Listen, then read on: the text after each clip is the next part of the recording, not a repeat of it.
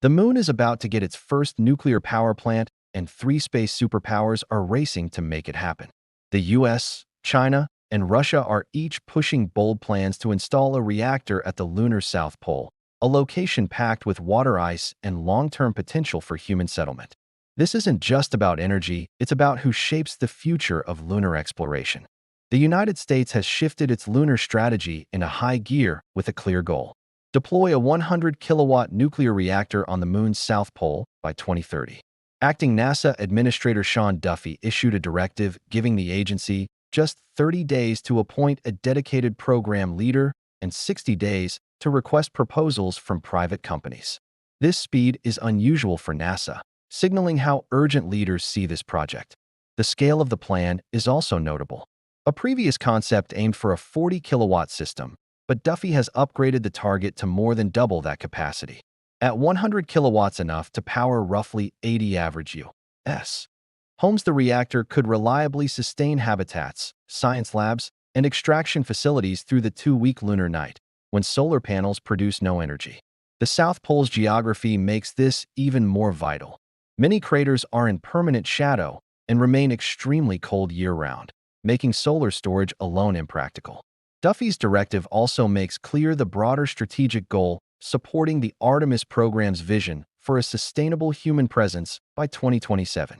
He has hinted that the first nation to achieve such a feat could designate security zones to protect operations, a practice outlined in the Artemis Accords. While not a claim of ownership, these zones can limit access by others, giving the operator a decisive logistical advantage.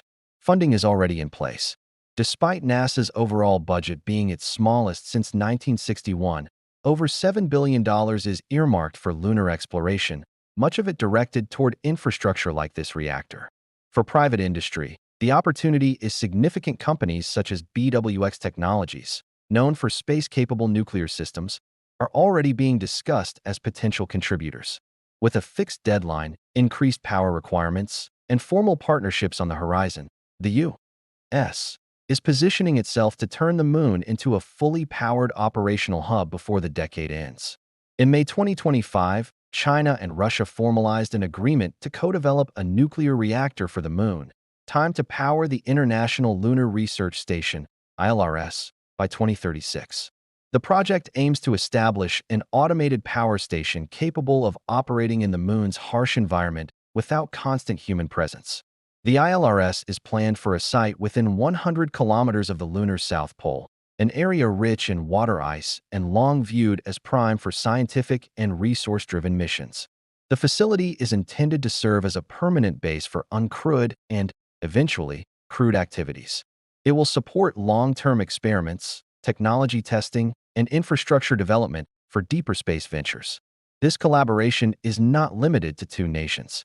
At least 17 countries are expected to be involved, including Egypt, Pakistan, Venezuela, Thailand, and South Africa. These partnerships expand the ILRS beyond a bilateral project, potentially offering participating nations early access to lunar research opportunities. The roadmap begins with China's Chang'e-8 mission, scheduled for 2028. This mission will test key technologies such as in-situ resource utilization, converting lunar materials into usable water, oxygen, and building materials, and deploy experimental equipment to inform reactor integration. Subsequent missions will assemble ILRS modules and infrastructure during the early 2030s, culminating in the reactor's activation by 2035 to 2036. Technical details remain closely held, but the focus is on designing a system that can endure permanent shadow regions and severe thermal cycles while supplying uninterrupted energy for base operations. Autonomous operation will reduce the need for constant crewed maintenance, making it more resilient in the long term. If completed on schedule, the ILRS could serve as a major alternative framework to the Artemis model, shaping international participation in lunar exploration. With multinational backing and a defined target date, China and Russia are clearly aiming to secure a major role in the next era of lunar development. The push for nuclear power on the moon is not only about technology, it's about securing the future of space exploration infrastructure. The lunar South Pole is one of the most resource-rich and strategically valuable regions in the solar system.